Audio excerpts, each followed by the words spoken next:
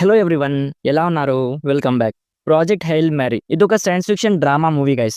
Just ఇందాకే చూసొచ్చా. Amaze amaze amaze. నాకైతే చాలా బాగా నచ్చింది గైస్. తెలుగు ఆడియోలోనే చూశాను. డబ్బింగ్ కూడా చాలా బాగా చేశారు.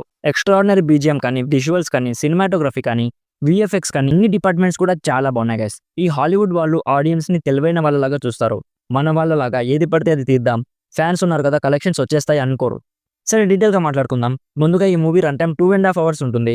అడల్ట్ కాంటెంట్ ఎక్కడ కూడా లేదు. కావాలంటే ఫ్యామిలీ మొత్తం చూడొచ్చు. డీటెయిల్గా ప్లాట్ అండ్ రివ్యూ చెప్పేస్తాను. అంతకుముందు మీరు మన ఛానల్ని ఫస్ట్ టైం విజిట్ చేస్తుంటే ప్లీజ్ ఒకసారి కాంటెంట్ చెక్ చేయండి గైస్. నచ్చితే సబ్స్క్రైబ్ చేసి కొంచెం సపోర్ట్ ఇవ్వండి.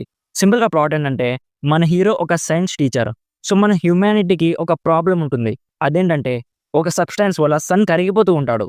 30 years తర్వాత అర్త్ మొత్తం అంతమైపోయే స్టేజ్లో ఉంటుంది. సో దీన్ని ఆపడానికి నాసా వాళ్ళు ప్రాజెక్ట్ హెయిల్ మ్యారీ అని ఒక మిషన్ మీద మన హీరోని స్పేస్ లోకి పంపిస్తారు. సో మనోడు స్పేస్ లోకి వెళ్ళాక అక్కడ ఒకడు ఫ్రెండ్ అవుతాడు గైస్. సో వాడెవడు లాస్ట్ కి మిషన్ కంప్లీట్ చేశాడా లేదా, అసలు మన హీరోని ఈ మిషన్ మీదకి ఎందుకు పంపించారు, నెక్స్ట్ ఏం జరిగింది అనేది బేసిక్ గా ఈ movie plot.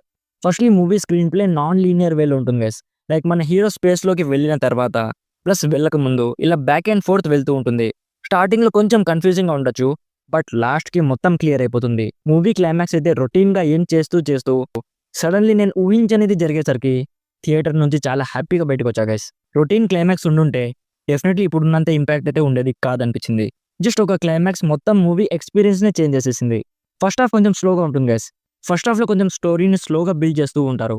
Unintentionally funny moments తో ఎక్కడ కూడా బోర్ కొట్టనివ్వకుండా తీసుకెళ్లారు. బట్ సెకండ్ హాఫ్ ఏదైతే ఉందో మైండ్ బ్లోయింగ్ గైస్. ఎక్స్ట్రాడినరీగా అనిపించింది. సీటేజ్లో కూర్చోబెట్టేశారు గైస్. విజువల్స్ పరంగా కానీ, హార్ట్ బ్రేకింగ్ ఎమోషన్స్ కానీ చాలా బాగున్నాయి.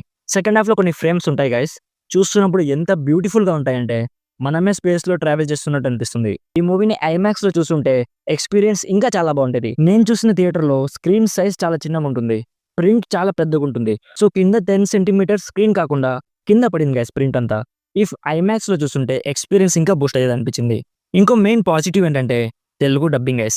ఎంత బాగుందంటే ఒక్కసారి కూడా డబ్బింగ్ ఎంటర్ ఎలా ఉందని అనిపించలేదు. మన తెలుగులోని కొన్ని మీమ్ రెఫరెన్సెస్ కూడా తీసుకున్నారు. లైక్ ఇదేందయ్యా ఇది నేను చూడలే అనే ఒక ఫేమస్ మీమ్ ఉంది కదా, దాన్ని కూడా యూజ్ చేశారు. ఇంటర్స్టెల్లార్, గ్రావిటీ, లైఫ్ తర్వాత థియేటర్లో నాకు ఫుల్గా సాటిస్ఫాక్షన్ ఇచ్చిన మూవీ ఇదే. రయాన్ గాస్లింగ్ పర్ఫార్మెన్స్ గురించి ఎంత చెప్పినా తక్కువే. చాలా బాగా చేశారు గైస్. మిగతా యాక్టర్స్ కూడా చాలా బాగా చేశారు. బట్ మెయిన్గా మూవీ మొత్తం ఇద్దరి చుట్టే తిరుగుతుంది.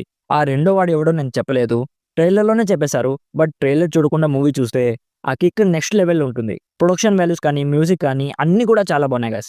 ఓవరాల్గా నా సైడ్ నుంచి recommended 90% as a worthy theatrical experience. So ఇది guys Project Hail Mary movie review. Already ఈ మూవీ మీరు చూస్తుంటే మీకు ఎలా అనిపించిందో కామెంట్స్లో మాతో షేర్ చేసుకోండి. వీడియో నచ్చితే లైక్ చేయండి. మరిన్ని రివ్యూస్ అండ్ రికమెండేషన్స్ కోసం మన ఛానల్ని ఇప్పుడే సబ్స్క్రైబ్ చేసుకోండి. Thank you so much for watching. Meet you in my next video. By bye guys.